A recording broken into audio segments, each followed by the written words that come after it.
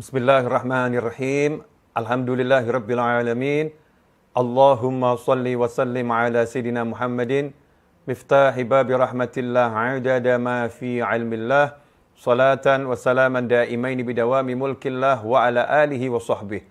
Allahumma shalli ala sayidina Muhammadin salatan taftahu biha lana futuhal arifin wa tufaqihuna biha fid din wa ala alihi wa sahbihi.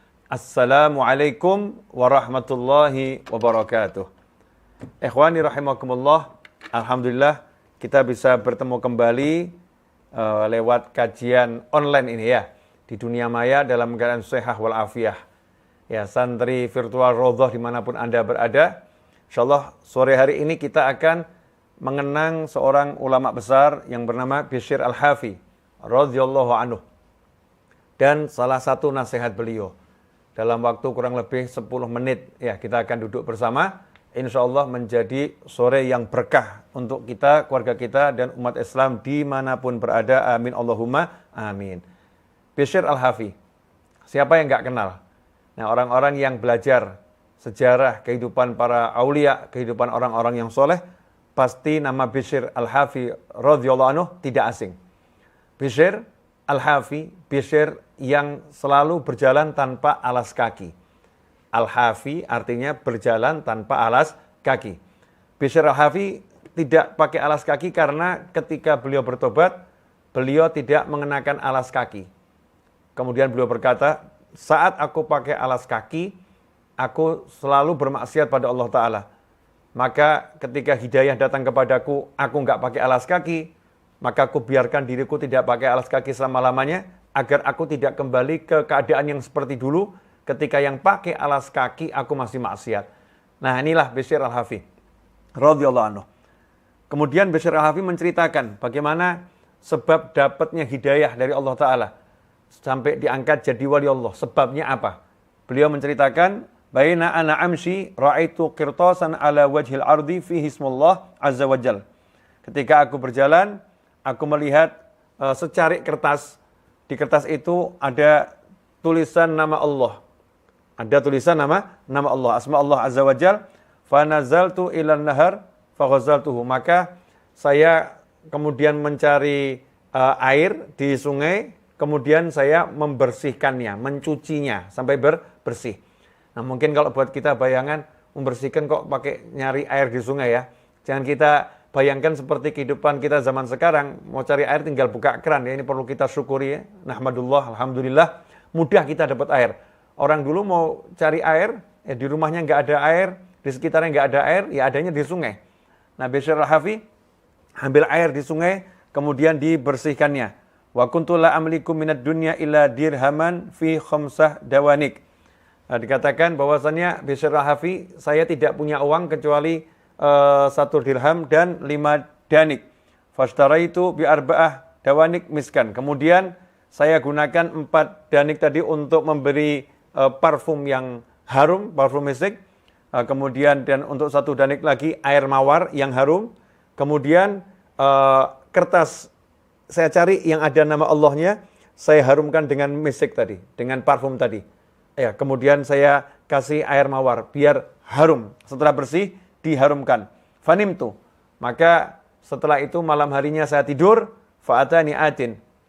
Ada yang mendatangi saya dan berkata, ya Bishr, wahai Bishr, sebagaimana engkau telah memuliakan nama Allah, maka Allah akan memuliakan namamu. Sebagaimana engkau telah mengharumkan nama Allah, maka Allah akan mengharumkan namamu. Dan sebagaimana engkau telah membersihkan nama Allah, maka Allah akan membersihkan hatimu. Nah, bangun tidur langsung berubah. Ya, jadi orang yang pilihan, jadi orang yang mendapatkan makom, derajat yang mulia di sisi Allah Ta'ala, padahal sebelumnya Bishr ini adalah seorang pemabuk. Ya, seorang pemabuk tetapi bisa membedakan. Ini kertas ada nama Allah, jadi harus saya muliakan. Nah, ini hikmahnya luar biasa. Sementara kita zaman sekarang ini, banyak nama Allah di kertas-kertas. Entah di bekas-bekas buku yang terbuang, ya, atau mungkin kita buat undangan ada Assalamualaikum warahmatullahi wabarakatuh, ada nama Allah di situ.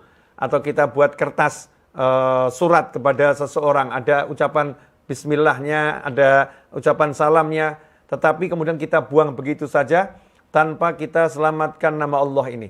Sementara Bishr yang dalam keadaan mabuk melihat kertas ada tulisan nama Allah, beliau muliakan sedemikian rupa, uangnya dihabiskan untuk mengharumkan dan membersihkannya.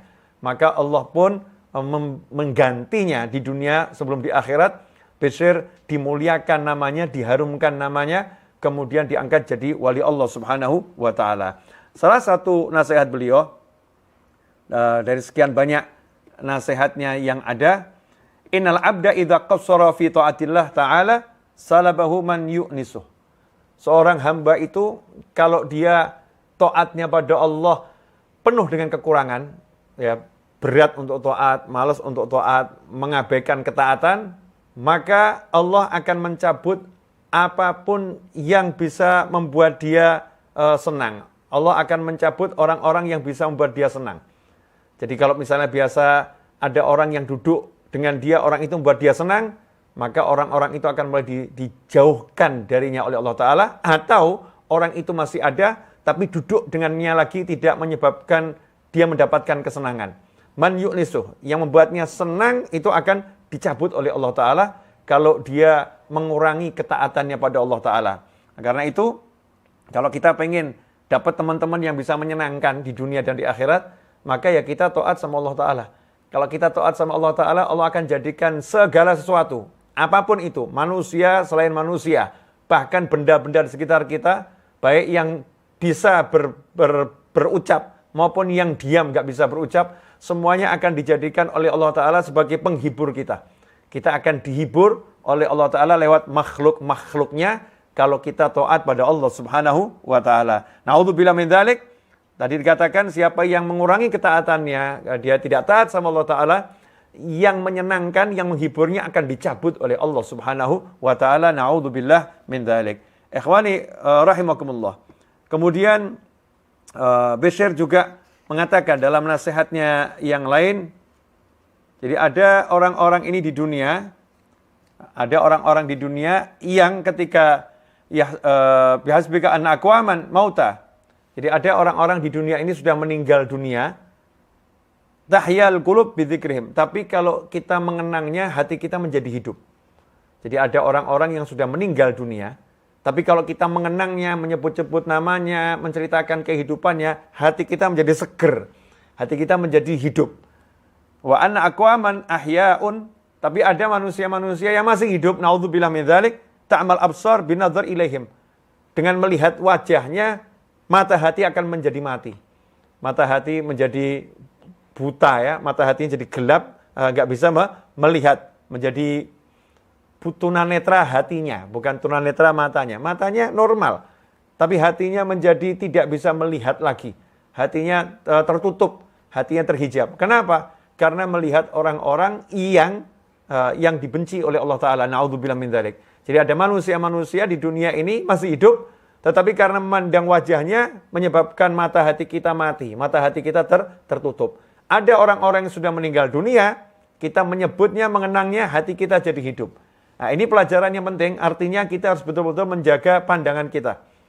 Ya, jaga pandangan ini bukan cuma dari yang haram, jelas dari yang haram kita jaga pandangan kita. Tetapi dari hal yang enggak manfaat pun kita jaga pandangan kita. Karena melihat hal-hal tertentu itu bisa menggelapkan hati. Ya, dan mari kita gunakan lidah kita, lisan kita, pikiran kita untuk mengenang manusia-manusia yang bisa menghidupkan hati kita. Mengenang orang-orang soleh, kisahnya para wali Allah. Karena itulah kita sering mendengar ada kegiatan haul. Ya, kegiatan mendoakan orang yang sudah meninggal dunia dari orang-orang soleh, kemudian menceritakan kehidupannya, mengenang kehidupannya. Nah, kegiatan itu untuk apa? Ya, untuk menghidupkan hati kita. Biar hati kita menjadi hidup, termotivasi dan terinspirasi. Yang mendengar kisahnya orang-orang soleh, motivasi kita akan semakin kuat untuk amal soleh. Kemudian kita akan terinspirasi, ya, akan mengikuti jejaknya. Kenapa bisa mengikuti jejaknya? Karena hati kita hidup.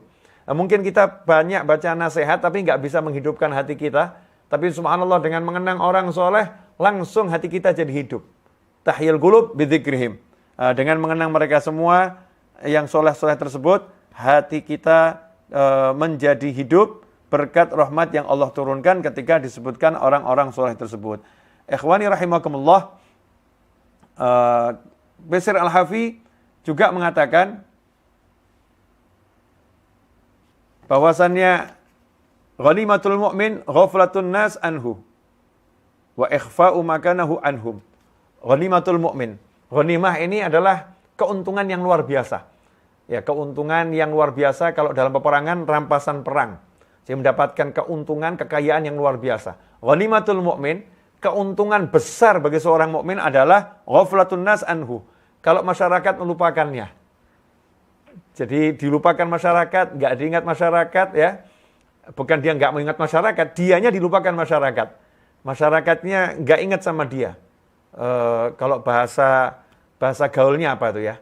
Orang yang sudah nggak disapa sama yang lain. Bukan dijauhin karena keburukannya. Bukan dijauhin karena kemaksiatannya. Orangnya baik, orangnya soleh, tapi nggak ada yang ingat sama dia.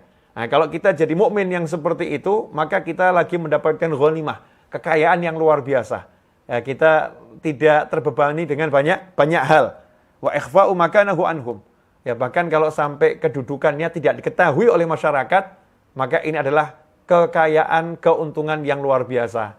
Nah, cuman biasanya kita ini kalau masih kena penyakit hati, ada yang nggak mau nyapa kita, ada yang nggak ingat sama kita, marahnya luar biasa.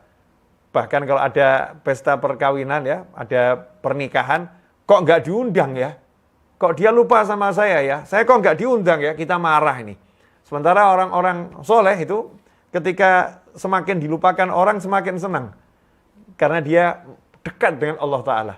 Karena dia memiliki waktu yang lebih luang untuk berduaan dengan Allah Ta'ala.